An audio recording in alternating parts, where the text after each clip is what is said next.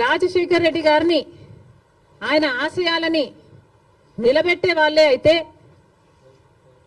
రాజశేఖర్ రెడ్డి గారు తలపెట్టిన జలయజ్ఞంని జగన్మోహన్ రెడ్డి గారు ఎందుకు విస్మరించారు? రాజశేఖర్ రెడ్డి గారు తన ప్రాణం కంటే ఎక్కువ నేను ఇందుకోసమే పుట్టాను, జలయజ్ఞం కోసమే పుట్టాను అని రాజశేఖర్ రెడ్డి గారు అంతగా జలయజ్ఞం కోసం తప్పిస్తే జగన్మోహన్ రెడ్డి గారు 6 నెలల్లో జలయజ్ఞం మొత్తం పూర్తి చేస్తానన్న జగన్మోహన్ రెడ్డి గారు కనీసం ఒక్క ప్రాజెక్టు కూడా ముట్టుకోలేదు. మరి వైసీపీలో రాజశేఖర్ రెడ్డి గారు ఉన్నారో లేదో ఆలోచన చేసుకోవాలి.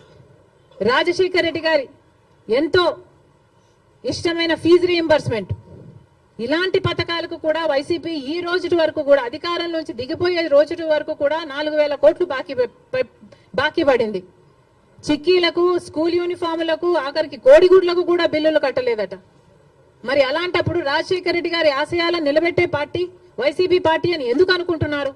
అది కాదు కాబట్టే ఈరోజు ప్రజలు వైసీపీకి అంత బుద్ధి చెప్పారు, గోతి తీసి పాతి పెట్టడం జరిగింది.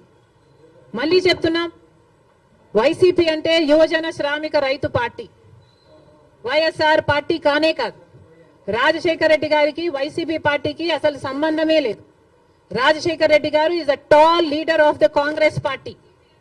కాంగ్రెస్ పార్టీ ముఖ్యమంత్రిగా 2 సార్లు కాంగ్రెస్ పార్టీని రాష్ట్రంలోనే కాకుండా దేశంలో కూడా అధికారంలోకి తీసుకొచ్చిన గొప్ప నాయకుడు రాజశేఖర్ రెడ్డి గారు.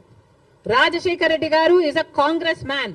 He lived a Congress man and he died a Congress man. He was faithful to the Congress party, and as much as he was faithful to the Congress party was also faithful to Rajshekar Reddy garu, and 2 సార్లు ముఖ్యమంత్రిని చేసింది.